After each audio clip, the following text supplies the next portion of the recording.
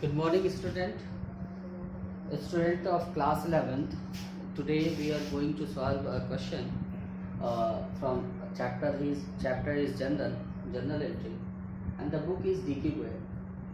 It is the question number 12 from general chapter, and in this particular question we will learn what is trade discount, what is full settlement, as I have already taught you.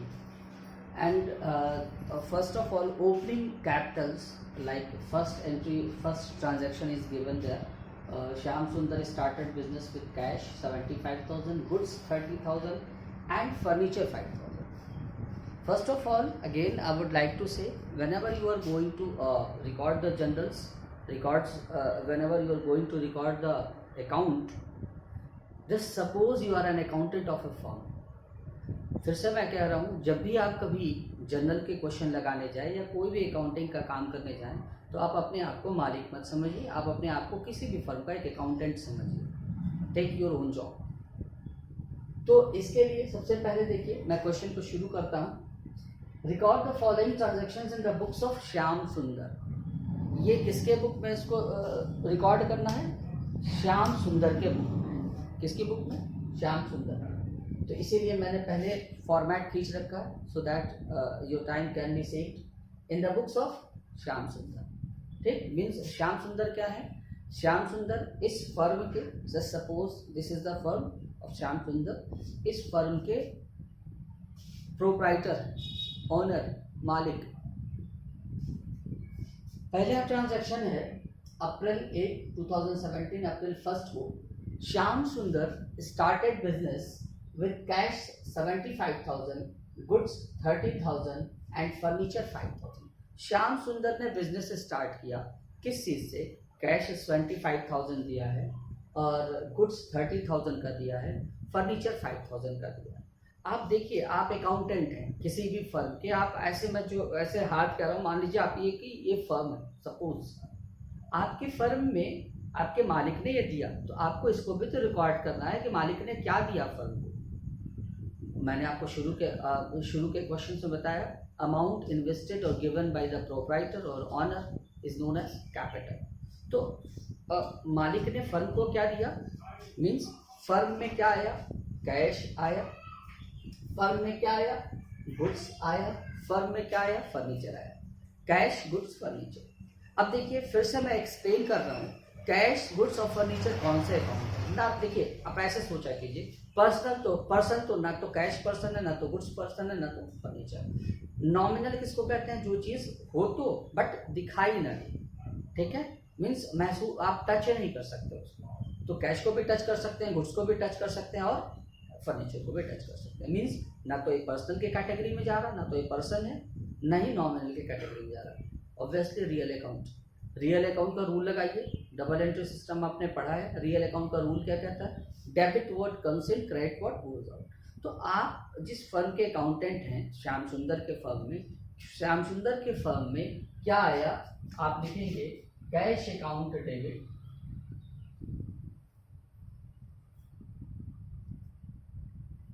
देखिए, goods भी आया है. हमने आपको earlier बताया था, goods जब भी आता है या जाता है तो उसकी फॉर्म को चेक करते हैं. Goods if goods is coming to your firm in the form of purchase, then what we will write? We write purchase instead of goods. Goods, जब आपने कोई सामान सेल किया है किसी को, मान लीजिए हमने सामान किसी को सेल किया है, बाद में उसने सेल हमको रिटर्न किया, तो सेल्स रिटर्न में भी आपके फर्म के प्रेमाइसिस में गुड्स आता है, तो उसको सेल्स रिटर्न को भी आप डेबिट करते हैं. मतलब गुड्स का फॉर्म क्या होता है? Sales return. तो यहाँ गुड्स का फॉर्म क्या है? स्टॉक का फॉर्म. जब कहता है ना कि हमारे पास इतना स्टॉक में पड़ा हुआ है, हमारे पास इतनी मेडिसिन स्टॉक में है, इतनी बुक्स स्टॉक में है, तो गुड्स का कौन सा फॉर्म है? स्टॉक का फॉर्म है. तो cash account debit 75,000, stock account debit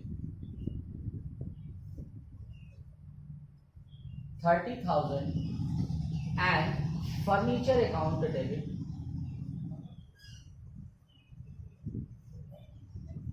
5,000 to capital. कितना 75 और 30 1,05,000 और 5 1,10,000।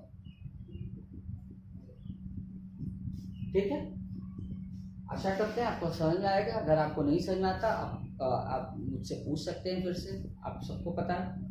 नेक्स्ट क्या है, अप्रैल 2 को sold goods to Bhushan LP लिखा है। देखिए यहाँ पे मेरे पास आप सबको पता है कि लॉकडाउन में वीडियो मैं बना रहा हूँ ऑनलाइन क्लासेस के लिए। एलपी थोड़ा सा बोर्ड की जगह कम है, इसीलिए मैं इसको एक बार इरेज करूँगा तब ये फर्दर आपको बता पाऊंगा। तो LP stand for list price, और एक जगह और शॉर्ट लिखा है टीडी। टीडी मतलब ट्रेड डिस्काउंट, याद रखिएगा। एलपी मतलब लिस्ट प्राइस और टीडी मतलब ट्रेड डिस्काउंट। आपके पास अगर क्वेश्चन होगा तो आप देखिए। Sold goods to Bhushan list price 10,000 at 10% trade discount. मैंने आपको बताया है कल भी, one of my student was asking what is trade discount. मैंने बताया कि ट्रेड डिस्काउंट एक ऐसा डिस्काउंट होता है, हमने एक एग्जांपल दिया था आपको इसके लिए कि ट्रेड डिस्काउंट क्या होता है कि जब आप कहीं मॉल वगैरह में जाते हैं तो किसी भी कमोडिटी पे एक लिस्ट, आप शर्ट खरीदने गए तो उस शर्ट पे एक लिस्ट प्राइस होती है जो उस पर टैग होता है, और बाहर अगर 30% ऑफ लिखा है तो ये शर्ट सबको 30% की ऑफ मिलेगी। आपको कोई स्पेशल कैटेगरी का कोई डिस्काउंट नहीं मिल रहा, सबके लिए वो रेट जो आपके लिए वो सबके लिए हो जाता है। तो ट्रेड डिस्काउंट वो होता है जिसको हम मेंशन ही नहीं करते, होता तो है। देखिए इसी में समझिएगा क्या है, goods sold to Bhushan list price 10,000 at 10% trade discount. तो 10,000 का 10% 1,000 होगा। तो हम इसको कैसे ट्रीट करेंगे,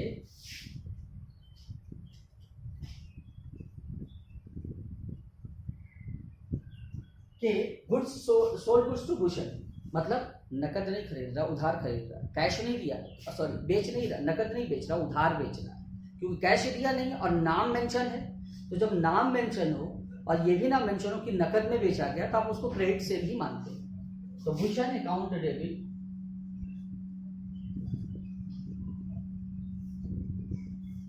टू सेल्स अमाउंट 10,000 का 10% होता है 1,000, उसको घटा दीजिए 9,000। तो आपने देखा ट्रेड डिस्काउंट तो दिया है बट इसको मेंशन नहीं किया मैंने, बस यही होता है इसका इंटरेस्ट रेट में। नेक्स्ट है अप्रैल 5 को Bhushan return goods of the list price 1,000। Bhushan ने क्या किया, जैसे अभी हमने इस एंट्री में भूषण को सेल किया है, तो भूषण ने जो 9,000 का सामान जो लेके गया था वो 1,000 का सामान हमको रिटर्न कर दे रहा है, लेकिन वो लिस्ट प्राइस पर रिटर्न कर रहा है। अब ये बताइए, जब हमने उसको लिस्ट प्राइस पे बेचा ही नहीं, लिस्ट प्राइस में से 10% का ट्रेड डिस्काउंट घटा के बेचा है, तो जब वो रिटर्न ले आएगा तो क्या हम लिस्ट प्राइस पे लेंगे? हम भी घटा के लेंगे। इतने घाटे का सौदा तो कोई भी बेवकूफ़ नहीं करेगा कि लेके गए जो 1,000 रुपये का लिस्ट प्राइस है उस हिसाब से उस चीज़ की कीमत 900 रुपये की आप लेके जाएंगे और 1,000 रुपये का हम रिटर्न है, कोई इतना मूर्ख नहीं। तो क्या करेंगे कि Bhushan return goods of the list price, मतलब ये सेल्स रिटर्न। मैंने फिर से कहा भूषण ने रिटर्न किया, भूषण को हमने सेल्स किया। जब रिटर्न करेगा तो हमारे प्रेमाइसिस में गुड्स आ जाएगा। गुड्स रियल अकाउंट है, रूल क्या कहता है, डेबिट टू व्हाट कम्स, तो गुड्स को डेबिट करेंगे, लेकिन चेक करते हैं कि गुड्स का फॉर्म क्या है। गुड्स का फॉर्म क्या है, गुड्स सेल्स रिटर्न के फॉर्म में, तो एंट्री करेंगे सेल्स रिटर्न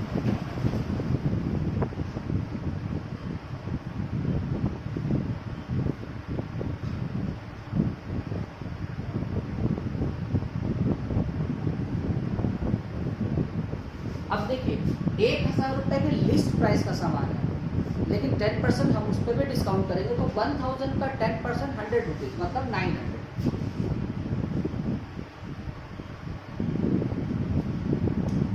नेक्स्ट ट्रांजैक्शन है received from Bhushan 8,000 in full settlement. अब देखिए इस चीज़ को समझिए, फुल सेटलमेंट अक्सर लोगों को नहीं समझ में आता है, फिर से मैं कोशिश कर रहा हूँ, बातें वही हैं, हो सकता है इस बार में आपको समझ में आ जाए।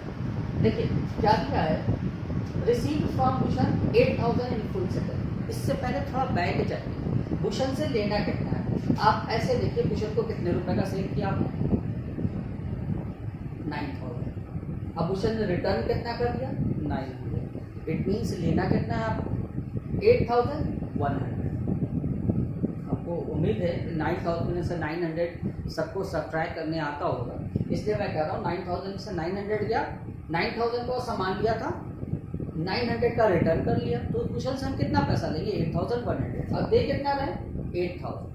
अब कह रहे हैं फुल सेटलमेंट। फुल सेटलमेंट का मतलब भूषण से जहां हमको 8,100 लेना था, भूषण ने हमको 8,000 दिया और कहा भैया हिसाब खत्म, और मैंने उसको उनको कंसेंट दे दिया कि हाँ भैया ऐसा, वरना फुल सेटलमेंट हम कहेंगे ही नहीं उसको।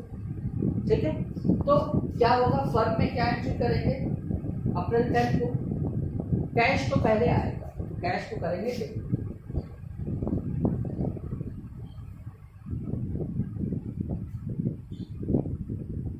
ठीक है, अब देखिए जिस भूषण से हमको 8,100 लेना था, उन्होंने 8,000 दिया का हिसाब चुकता, तो 100 रुपए का लिए, 100 रुपए का हमारे लिए क्या है, हमारी फर्म, हमारा मतलब हमारी फर्म, आप फर्म के अकाउंटेंट है, हमारी फर्म के लिए क्या है, 100 रुपए का लॉस है ये।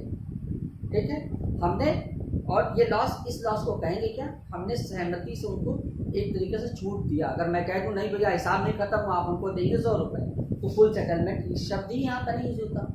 तो इसका मतलब हमने उनको खुद से छूट दिया, मीन्स हमने डिस्काउंट को अलाउड किया। तो लिखेंगे डिस्काउंट, और डिस्काउंट अलाउड क्या होता है, देखिए डिस्काउंट ना तो पर्सनल है ना तो रियल। मैं बताता हूँ नॉमिनल कैसे। अगर मैं कहूँगा मुझे 100 रुपए का डिस्काउंट मिला, तो आप कहेंगे क्या मिला, कहेंगे 100 रुपए का डिस्काउंट दिखेगा ना, आप डिस्काउंट को टच नहीं कर सकते, तो क्या करेंगे, और रूल क्या कहता है नॉमिनल का, तो नॉमिनल की कैटेगरी में आएगा डिस्काउंट, और नॉमिनल का रूल क्या कहता है, all the expenses and losses are debited. तो ये क्या है, लॉस है आपके लिए।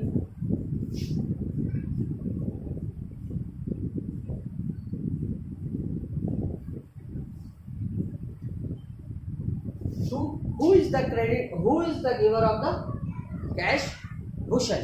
और एक चीज ये कि देखिए जब हम फुल सेटलमेंट की बात करते हैं तो हमेशा, अभी आप लोगों ने लेजर पढ़ा नहीं है, तो कुछ वक्त ऐसी है जब लेजर थोड़ा आप पढ़ लेंगे तो आपको ज़्यादा अच्छे तरीके से समझ में आने लगेगा कि देखिए भूषण को कितने रुपए से आपने डेबिट किया, 9,000 से, क्रेडिट कितने से किया, 900 से। तो अगर 8,100 से हम और क्रेडिट करेंगे तभी जा करके भूषण का अकाउंट बंद होगा। टू भूषण 8,100। अब देखिए एक और बात, मैं बार बार सेटलमेंट के उसमें ये बता रहा हूँ इसलिए कि जब आप प्रैक्टिकली क्वेश्चन करते हैं तो दिमाग में कंफ्यूजन क्रिएट होती है कि what ever I have done is right और रॉन्ग। तो आप खुद में चेक कीजिए भूषण कितने रुपए से डेबिट है, 9,000 से। एक बार डेबिट हुआ 9,000 से, देखिए इस वाली एंट्री में 900 से क्रेडिट हुआ और इस वाली एंट्री में 8,100 से क्रेडिट हुआ, तो ओवरऑल क्रेडिट कितने से हुआ, 9,000 से। 9,000 से कोई अकाउंट डेबिट, 9,000 से कोई अकाउंट क्रेडिट, मतलब वही होता है फुल सेटलमेंट। मतलब अकाउंट का कोई अस्तित्व नहीं, जितने से डेबिट हुआ उतने से क्रेडिट हुआ, मतलब अकाउंट बंद। और ये चीज़ अच्छे से आप पढ़ेंगे लेजर में। ठीक है, अकाउंट को जब खोलेंगे लेजर बनाते समय, और लेजर तब तक नहीं आएगा जब तक आपको जर्नल नहीं आएगा। मैं आपको फिर से एक बार इंटीमेट कर दूं कि अकाउंट्स में अगर आपको जर्नल नहीं आता है, it means you can not, in future you can not learn anything. Work hard over your journal entry. अगर जर्नल एंट्री नहीं आई तो कुछ नहीं आ सकता, अच्छे से कुछ नहीं आ सकता। ठीक है, तो जर्नल आएगी तभी आप लेजर सीखोगे। नेक्स्ट बढ़ते हैं, अप्रैल 12 को परचेज फर्नीचर फॉर ₹6,000। तो सिंपली एंट्री कर लीजिए परचेज फर्नीचर फॉर ₹6,000। अब देखिए, अब आप कहेंगे सर फॉर कैश तो लिखा नहीं है, लेकिन ये बताइए जब आप किसी से खरीदेंगे और कैश भी नहीं देंगे तो क्या उसका नाम नहीं मेंशन करेंगे आप कि हाँ भाई हम उससे लिए हैं, आज नहीं कल हमें उसको देना है। इसका मतलब जब नाम भी ना दिया हो और ना कैश दिया हो तो उसको कैश में ही मानते हैं। तो क्या होगा, फर्नीचर अकाउंट पे डेबिट करेंगे।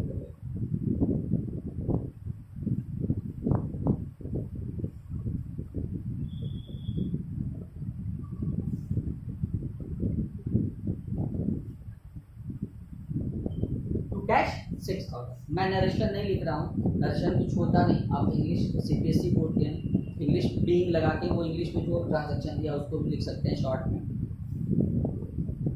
इसी में एक और है, परचेज गुड्स फ्रॉम नवीन 25,000 और लेस ट्रेड डिस्काउंट 12%। अब देखिए यहाँ पे नाम मेंशन किया नवीन से, इसका मतलब आपने ये नकद नहीं खरीदा है, उधार खरीदा है। अब क्या है, 25,000 का सामान है और 12% ट्रेड डिस्काउंट है, तो 25,000 का 12% मैं आपको निकाल के दिखा दे रहा हूँ यहाँ पर।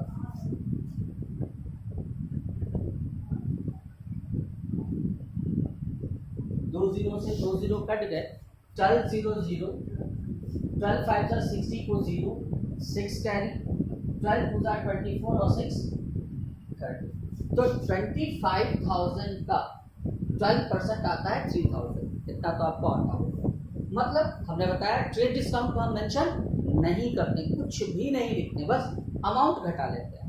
तो क्या मानेंगे, 3000 घटाने के बाद क्या मानेंगे कि ये परचेज जो हमने नवीन से किया वो 22,000 का है। तो परचेज, अगर हम परचेज गुड्स फ्रॉम नवीन इसकी एंट्री बनाएंगे, परचेज गुड्स आएगा मेरे पास, मेरे प्रीमाइसेस में ना, कैश जाने रहा क्योंकि फॉर कैश नहीं लिखा, नवीन का नाम मेंशन है, इसका मतलब हमने उधार खरीदा है। तो गुड्स आया, गुड्स की कौन सी फॉर्म है, परचेज फॉर्म है, तो गुड्स को डेबिट करने के बजाय परचेज को डेबिट करेंगे, और कैश तो क्या नहीं, then who is the giver of the goods, Naveen. तो क्या एंट्री करेंगे, purchase account debit to Naveen.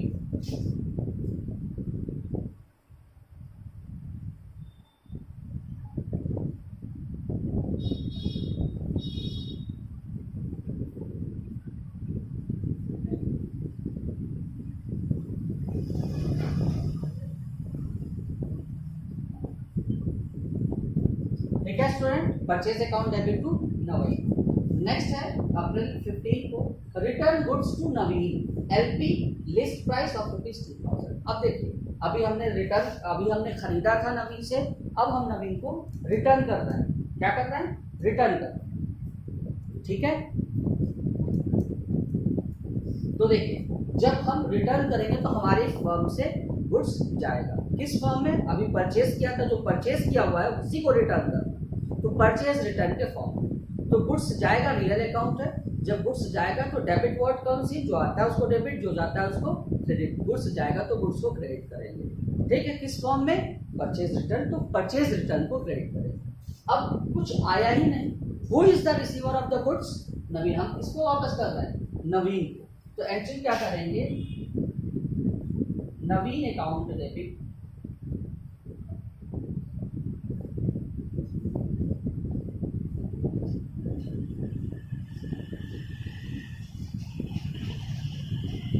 Naveen account debit to purchase return. अब अमाउंट देंगे 2000।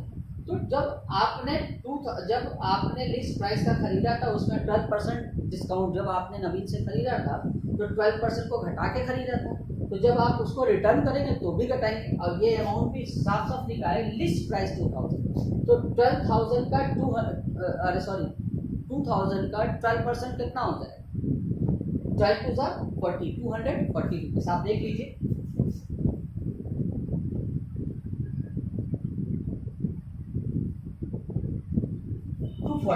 तो 2000 में से 240 घटेगा तो क्या आएगा, 1760। आप घटा के देख सकते हैं।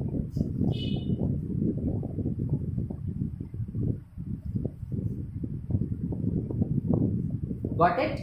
Next, clear Naveen account by paying cash under a discount of 5%। अब देखिए कि नेक्स्ट क्वेश्चन है, नेक्स्ट ट्रांजैक्शन है कि नवीन के अकाउंट को खत्म कर दिया, क्लियर कर दिया, मतलब बाय पेइंग कैश, कैश में पेमेंट करते हुए, और एट ए डिस्काउंट ऑफ 5%। और जब हम नवीन को दिए कैश का पेमेंट की, कैश में उनका जो उधार अभी हमने ऊपर खरीदा है नवीन से, तो उसके बदले में हमने उनसे, हमको 5% का डिस्काउंट मिला। अब ना देखिए नवीन से खरीदे कितना है, 22,000 का, देखिएगा कैलकुलेशन। और नवीन ने से हमने खरीदा था 22,000 का, और नवीन को हमने रिटर्न कर दिया 1760 का।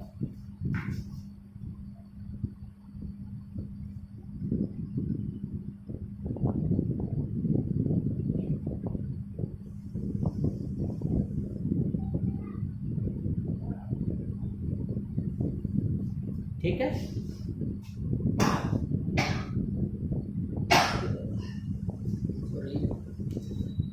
तो नवीन से हमने खरीदा था 22,000 का और नवीन को हमने रिटर्न किया 1,760 का। ओवरऑल नवीन को कितना पेमेंट करना है? 20,240 रुपीज। कितना? 20,240 रुपीज का। अब उसके बदले में जब हम कैश में पेमेंट करने जा रहे हैं तो नवीन ने आपको 5% का डिस्काउंट दे दिया। तो 20,240 का 5% कितना होगा?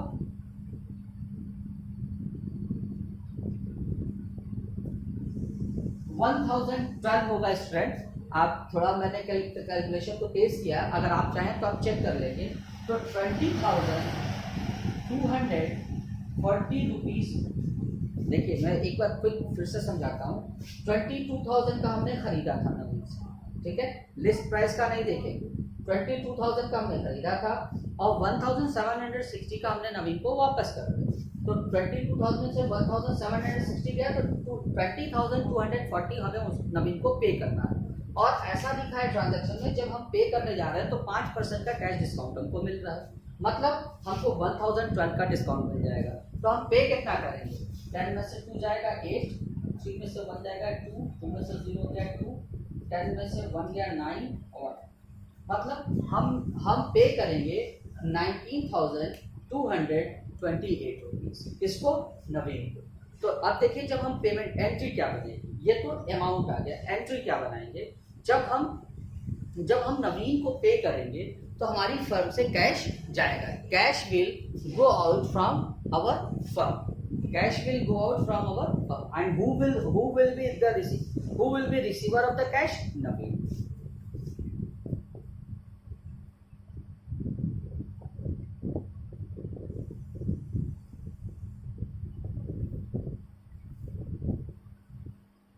नवीन से अकाउंट डेबिट टू कैश। अब ये देखिए कि हमको जो 1,012 का ये हम कहीं ना कहीं हमको प्रॉफिट हो रहा है। क्या हो रहा है? प्रॉफिट हो रहा है,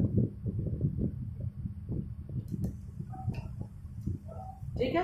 तो प्रॉफिट कौन सा? ये 1,012 का जो हमारा प्रॉफिट है, नॉमिनल अकाउंट का रूल क्या कहता है? All the expenses and losses are debited and all the profit and gains are credited. अब देखिए, अब आप ये सोचेंगे कि जिसको हमें पे करना था 20,240, हम उसको पे कर रहे हैं 19,228, तो कहीं ना कहीं 1,012 का हमको प्रॉफिट हो रहा है। तो इस 1,012 को भी हम क्रेडिट करेंगे, लिखेंगे टू डिस्काउंट रिसीव्ड।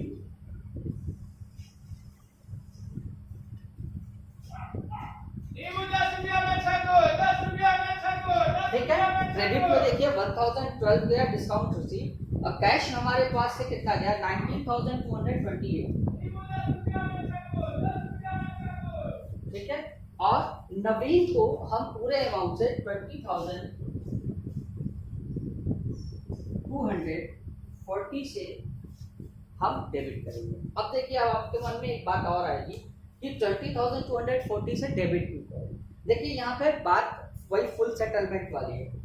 नवीन से खरीदा गया 22,000 का, नवीन को हमने क्रेडिट किया 22,000 से, फिर यहाँ पे नवीन को हमने डेबिट किया 1,760 से, और नवीन को फिर से डेबिट किया 20,240। तो ये जो दो बार हमने डेबिट किया, अगर उसको मिला देंगे तो 22,000 हो जाएगा। तो 22,000 से नवीन क्रेडिट हुए और 22,000 से नवीन डेबिट हुए, मतलब बराबर हो गया। ठीक है, अब आप एक चीज और देखें कि इधर का टोटल कर लेते हैं। 11,000 और 9,000 सॉरी 1,10,000।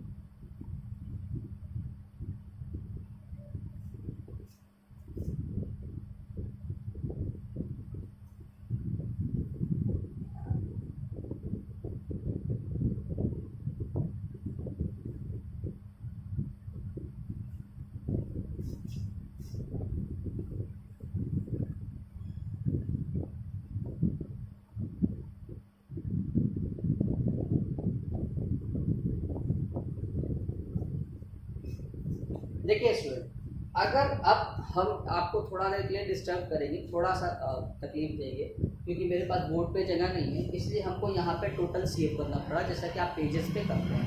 हम थोड़ा देर के लिए वीडियो को पॉज करके इसको रेस करेंगे और फिर से अप्रैल 17 तक की एंट्री हो गई है, ये याद रखिएगा आप। सॉरी, अप्रैल 16 है ये, ठीक है, यहाँ तक की एंट्री हो चुकी है। अब इसके बाद से हम इरेज कर लेने दीजिए, तब तक के लिए हम पॉज कर देते हैं ताकि आपका समय ज़्यादा ना जाए। ओके, अब हम कैरी करते हैं यहीं से अपनी वीडियो को। देखिए, अप्रैल 16 तक का हमने कर लिया, जहाँ का टोटल हमने किया था CF जो है यहाँ पे डिलीट कर दिया, डॉट फॉरवर्ड 1,88,000। अब क्या करना है, 17 अप्रैल को क्या है, sold goods to Ajay 10,000 and Vijay 16,000, बस इतना ही कहा। तो अजय और विजय को दोनों को हमने सेल किया। आप चाहें तो इसको कह सकते हैं कंपाउंड एंट्री भी बता सकते हैं, सेपरेट भी बना सकते हैं। देखिए, आपने अजय को भी सेल किया और विजय को भी सेल किया, तो Ajay account debit to sale और Vijay account debit to sale. अब कंपाउंड एंट्री क्या करेंगे, अजय अकाउंट डेबिट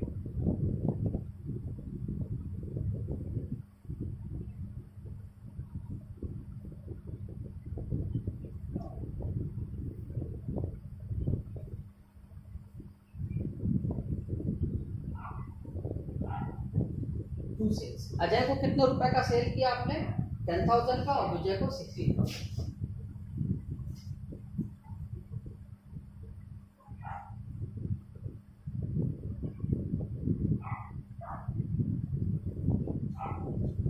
देखिए, आप इस एंट्री को चाहते हैं तो सेपरेट कर लेते हैं, तो दो एंट्री बनानी पड़ेगी। दो एंट्री की जगह मतलब एक अकाउंट कम हुआ, आपको सेल्स को 2 बार क्रेडिट करना पड़ता, आप एक ही बार में काम चला ले रहे हैं। पहले बनाते Ajay account debit to sales 10,000, तो सेल्स क्रेडिट होता 10,000 से।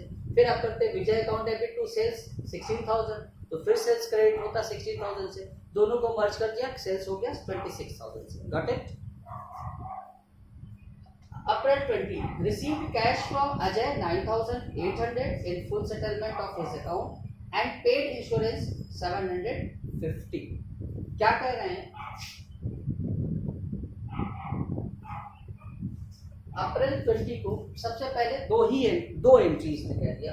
Received cash from Ajay 9,800 in full settlement. अभी आप देखिए, अजय को कितने रुपए का बेचा आपने, 10,000 का, और अजय से रिसीव कितना हो रहा है, 9,800। ऑब्वियसली जिससे 10,000 लेना है उससे 9,800 अगर रिसीव होगा, इट मीन्स कि आपने 200 का डिस्काउंट उसको दे दिया और ये आपके लिए एक लॉस है। तो कैश आएगा आपके पास 9,800, तो एंट्री करेंगे कैश अकाउंट पे डेबिट 9,800, डिस्काउंट आपके लिए, डिस्काउंट जिससे 10,000 लेना था उससे 9,800 मिल रहा है, इसका मतलब आपके लिए 200 का ये लॉस है। क्या है, लॉस है। All the expenses and losses are debited, discount allowed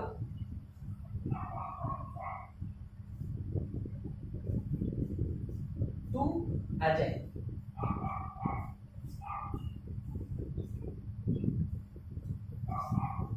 ठीक है, 10,000। अब इसी में क्या कहा, पेड इंश्योरेंस प्रीमियम 750, तो जस्ट इंश्योरेंस प्रीमियम आपने पे किया, तो insurance premium account debit to cash. कोई भी जैसे वेजेस आप पे करते हो, wages account debit to cash. आप रिसीव तो कर नहीं रहे, पे कर रहे हैं, तो cash will go out from your firm, and if cash will go out then cash would be credited. तो इसी तारीख को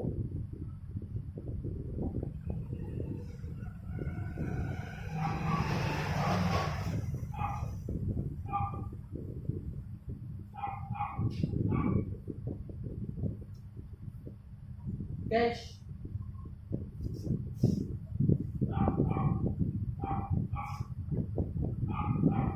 750। नेक्स्ट है ट्रांजैक्शन है 22 को, paid for Shyam Sundar life insurance, amount इसका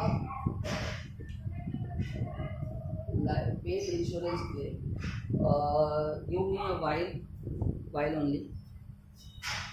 Okay, actually I don't have question. In lockdown I am at my hometown. I don't have the question that is being sent by my student. I just prepare for that. unfortunately, when I was writing this, and I forget to mention the amount of the life insurance. Sorry for that. Just consider that this insurance is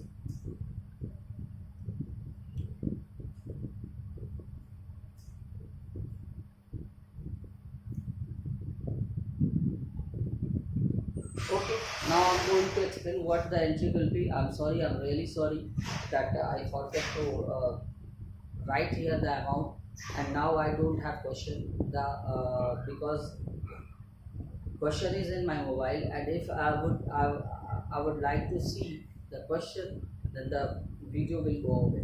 So please, sorry for that. Just try to manage what the amount will be here if you have question. Now I'm going to tell the journal entry.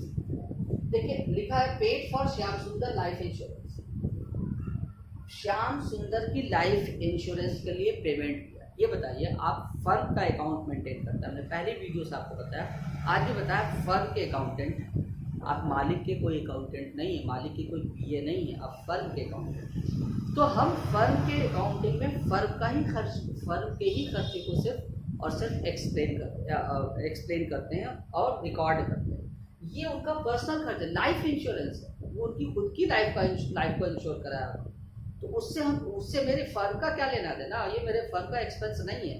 तो ये किस category में हम डालेंगे? अगर इसमें दिया है तो हम इसको डालेंगे ड्राइंग की कैटेगरी।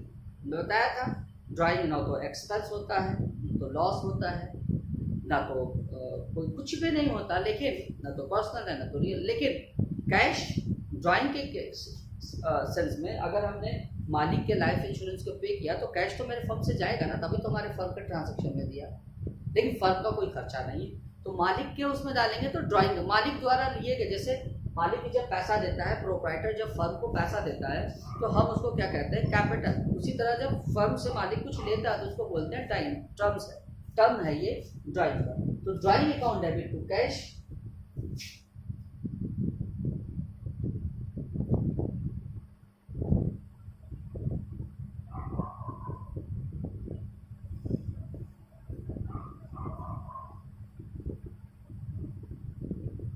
अमाउंट कितना है? Amount sorry for that student, जो भी आपको फिर से एक बार एक्सट्रीमली सॉरी, अगर आपके पास बुक होगी, क्वेश्चन होगा तो आप इसका अमाउंट देख लीजिएगा। अमाउंट मैं इस क्वेश्चन में लिखना भूल गया था, इसलिए मैं समझाने में भी यहाँ पे फिल भी नहीं कर पाऊंगा।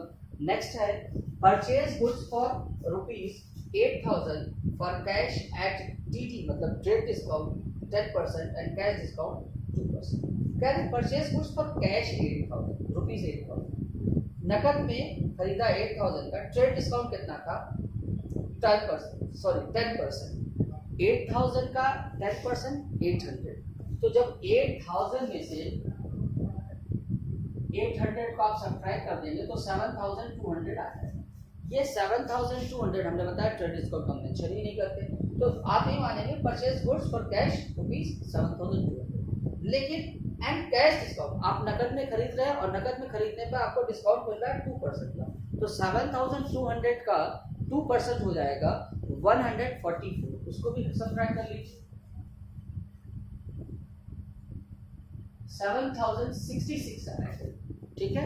आपने सेल किया, परचेज किया है 7,200 का, लेकिन आपके पास से कैश कितना गया? 7,066, मतलब 144 का आपको फायदा हुआ। आप क्या एंट्री करेंगे?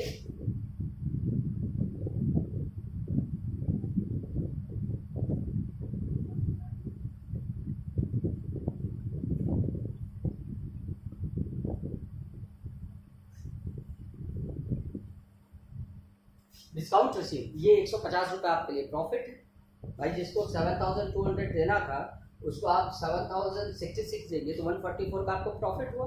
All the gains are credited. तो क्या करेंगे? 7,200 कैश जाएगा 7,066 और डिस्काउंट मिलेगा आपको 144। स्टूडेंट वन मोर थिंग, हम जगह की कमी से हमने पूरा क्वेश्चन भी नोट नहीं किया था।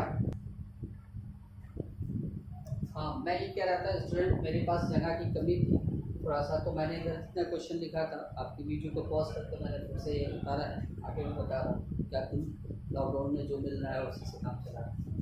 देखिए एक एंट्री है द अप्रैल 25 की,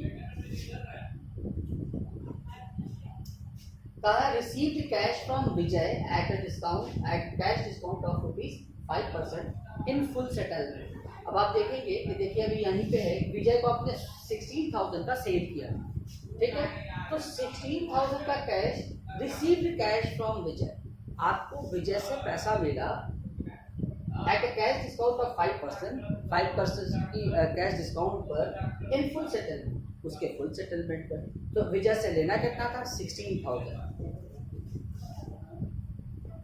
और 16,000 का स्टूडेंट 800 होता है। मैं फिर से बता रहा हूँ 16,000 का 10% 1600 और 5% 800। तो आप 800 इसमें से माइनस कर लीजिए, आ जाएगा 15,200। मतलब रिसीव्ड कैश कितना होगा, कैश कितना आएगा हमारी फर्म में, कैश आएगा 15,200, ठीक है। और ये 800 का डिस्काउंट हमको जिससे 16,000 मिलना था उससे 15,200 मिला, इसका मतलब ये 800 का हमारे लिए लॉस है। तो डिस्काउंट अलाउड,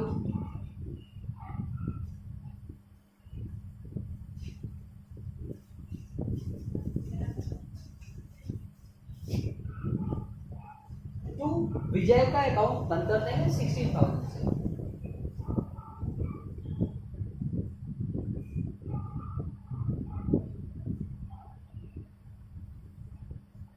ठीक है, नेक्स्ट एंट्री है पेड रेंट 800, एडवर्टीजमेंट 1000, सैलरी 4000। देखिए रेंट भी क्या है, नॉमिनल अकाउंट, एडवर्टीजमेंट भी क्या है, नॉमिनल अकाउंट, और सैलरी भी नॉमिनल अकाउंट, और सबको पे कर रहे हैं तो सबके सेल्स में कैश जाएगा।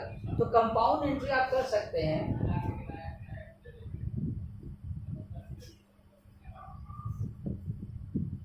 Rent account debit, advertisement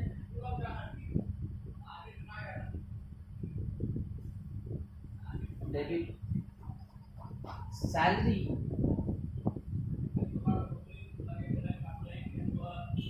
to cash, कितना टू कैश में, तो 8 10 1000 और 4000 5000 और 800 5800। अब देखिए रेंट कितना है 800,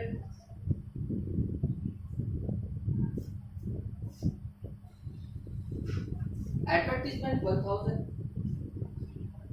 और सैलरी 4000।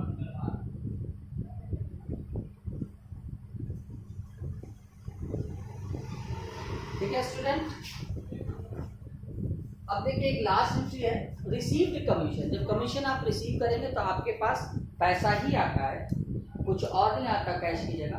तो क्या एंट्री करेंगे, cash account debit to commission.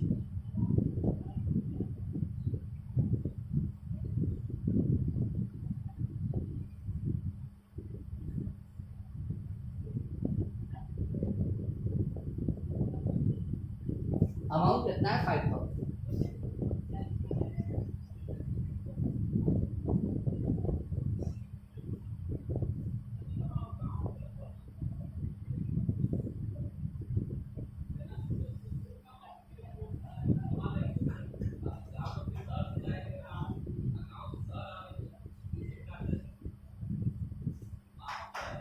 अब देखिए इसको टोटल करेंगे हम,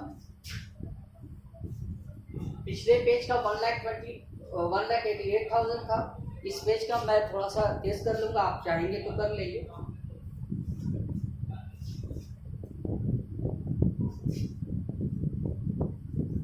$26,000 $10,000 $36,000 $36,750 और 72,000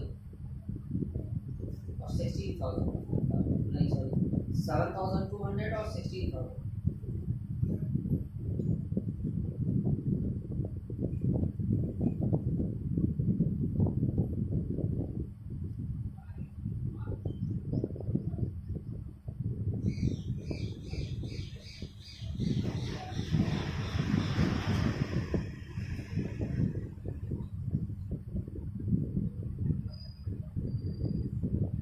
$7,750 आपको मैं बताऊँ स्टूडेंट, सिर्फ इस पेज का, और उसमें भी एक हमारा ये मिस है,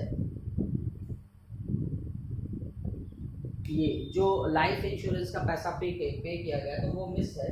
तो 1,88,000 और प्लस 70,750,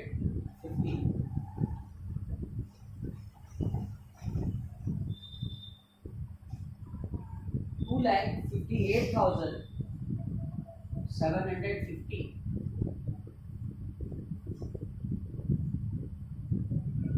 एक चीज़ और है, मैं बता दूं, इसमें एक अमाउंट मिस है।